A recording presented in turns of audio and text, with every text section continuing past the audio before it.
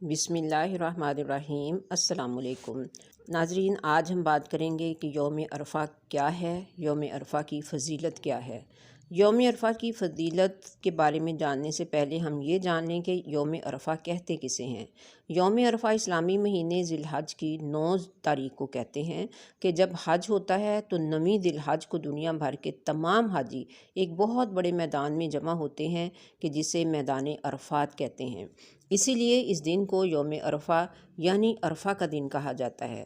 یہ حج کا سب سے اہم رکن ہے، یعنی کہ عرفات میں وقوف حج کا سب سے اہم رکن ہے۔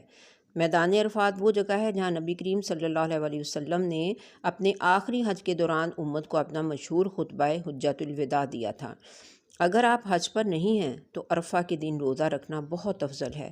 نبی کریم صلی اللہ علیہ وسلم نے فرمایا کہ یوم عرفہ کے روزے کے بارے میں مجھے اللہ سے امید ہے کہ وہ 1 سال پہلے اور 1 سال بعد کے گناہوں کا کفارہ بن جائے گا۔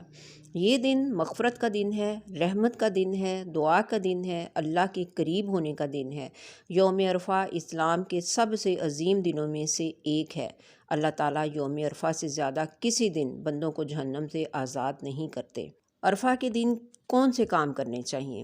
عرفہ کے دن کثرت سے دعا کریں، استغفار کریں، قرآن پاک پڑھیں، درود پاک پڑھیں، تکبیرات کہیں، والدین کے لیے دعا کریں، اپنے مستقبل اور آخرت کے لیے دعائیں مانگیں، گناہوں سے توبہ کریں اور عصر سے مغرب تک مصلی پر بیٹھ کے صرف اور صرف دعائیں ہی مانگیں۔ رسول اللہ صلی اللہ علیہ وسلم نے فرمایا کہ دعاؤں میں بہترین دعا عرفہ کے دن کی دعا ہے، اور بہترین بات وہ ہے جو میں نے اور پہلے انبیاء کرام علیہ السلام نے کہی: لا الہ الا اللہ وحدہ لا شریک لہ لہ الملک ولہ الحمد وہو علی کل شیء قدیر۔